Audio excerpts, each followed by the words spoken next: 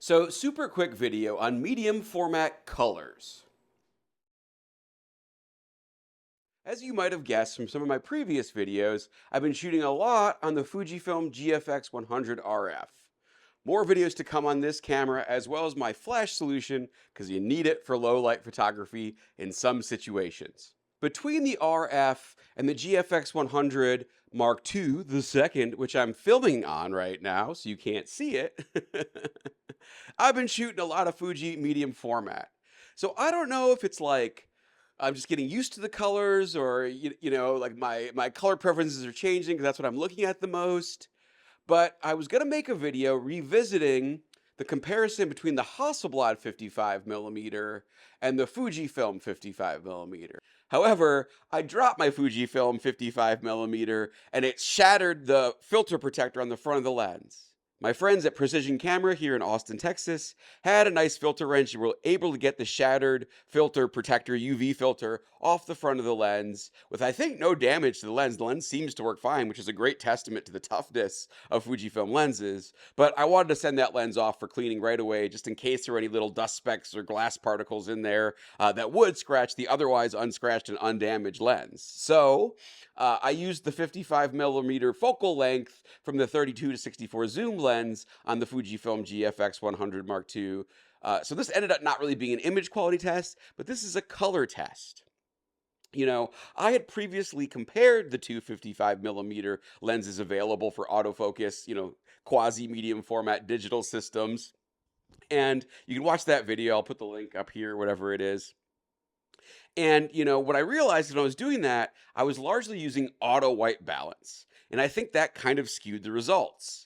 I took some shots of my friend's beautiful dog, Ridgeback, something like that, Rhodian Ridgeback, I don't remember, Rhodesian Ridgeback, something like that. And I just wasn't happy with the colors in the rendition of the Fuji. I'm pretty sure it's because I was using auto white balance during that test. How I kind of came to the conclusion I had gotten that wrong is this picture. I recreated it with the Hasselblad, same day, basically the same time, both cameras on a timer. I was getting ready to do the 55mm comparison, and I realized that I liked the Fujifilm colors a lot better.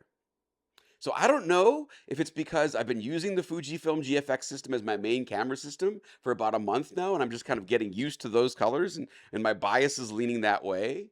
So I thought I would kind of put it up to you, to the internet here, my friends on YouTube. I took a couple more shots, some in my boxing gym, for example, between the two cameras.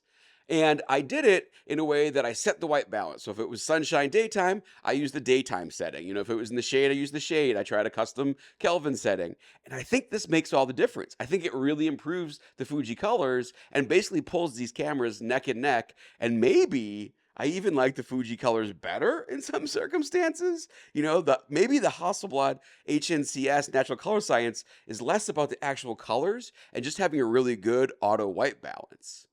So, just to test this out, kind of a fun little video here. I'm going to do a bunch of photos from camera A, a bunch of photos from camera B. At the end, I'll tell you which was which, and I'll see if you got it right. Here we go.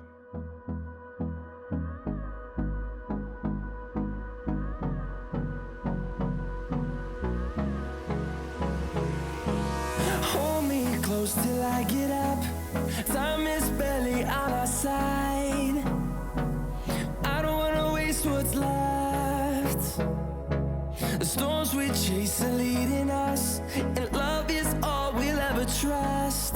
Yeah, no, I don't wanna waste what's left. So camera A was the Fujifilm. Camera B was the Hasselblad.